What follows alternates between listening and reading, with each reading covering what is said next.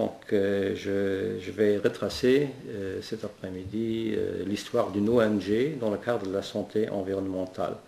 Cette association s'appelle ACUT, ce qui veut dire Groupe d'action pour la toxicologie de l'environnement. C'est une association de malades qui a été créée au début des années 90, notamment en 1991, par une douzaine de personnes, dont moi-même, qui étaient des malades de l'environnement. Moi-même, j'étais contaminé par le mercure, par les plombages au mercure. D'autres personnes du groupe avaient des problèmes avec des moisissures, d'autres avaient des problèmes avec la pentachlorophénol, qui était un moyen pour traiter les boiseries, un biocide pour traiter les boiseries ou même les meubles en cuir. D'autres avaient des problèmes avec des solvants, etc. Ces groupes de personnes s'est retrouvés parce qu'on se connaissait très bien et tout le monde avait commencé à avoir des problèmes de santé, disons des problèmes de santé assez divers, fatigue chronique, problèmes de migraine, problèmes d'inflammation, problèmes gastro-intestinaux, etc.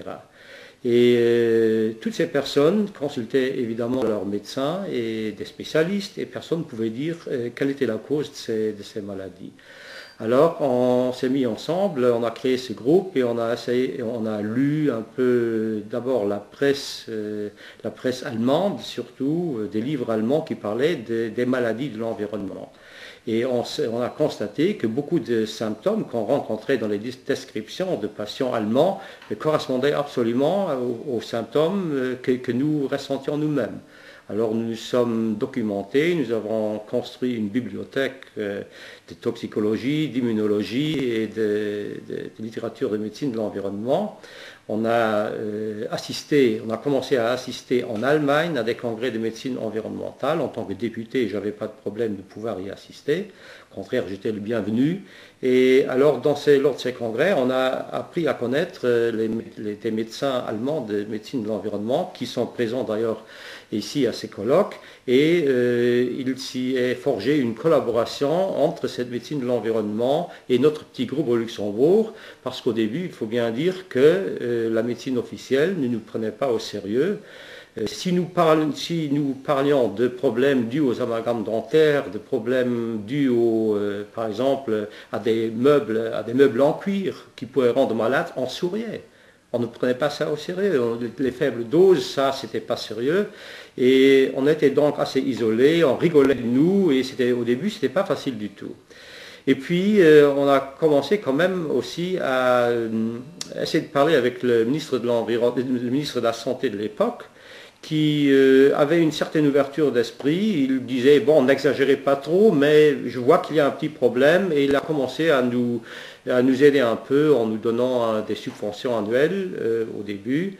Et puis, ce qui était surprenant quand même, déjà en 1985, il a commencé alors à créer une ambulance de l'environnement au Luxembourg, c'est-à-dire pour aller dans les maisons des gens pour essayer de voir s'il y avait peut-être des émanations de solvants ou de fongicides ou d'insecticides dans ces maisons-là qui pouvaient rendre les gens malades. Ça a été créé en 1995 déjà et en même temps il a donné l'ordre au Laboratoire national de la santé d'élargir le spectre de leur analyse en développant d'abord un test de l'hydrargisme, c'est-à-dire de l'analyse des plombages au mercure en bouche, et en élargissant le spectre des analyses aussi sur les biocides, surtout sur la pentachlorophénol, la lindane, etc., et sur le solvant. Et au fur et à mesure, donc la deuxième moitié des années 90, le laboratoire a développé tout un nombre de tests et d'analyses qui n'étaient pas analysés auparavant.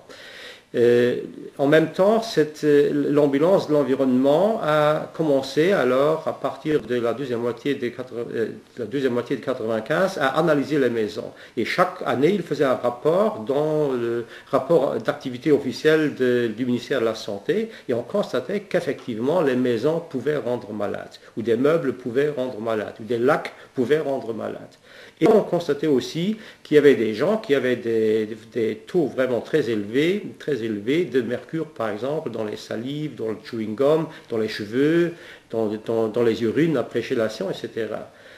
Et en 1999, notre association qui avait organisé entre-temps un certain nombre de conférences publiques, qui avait assisté avec le congrès de médecine environnementale en Allemagne, avait pris quand même une certaine envergure, et aussi dans les médias, on commençait à nous prendre au sérieux.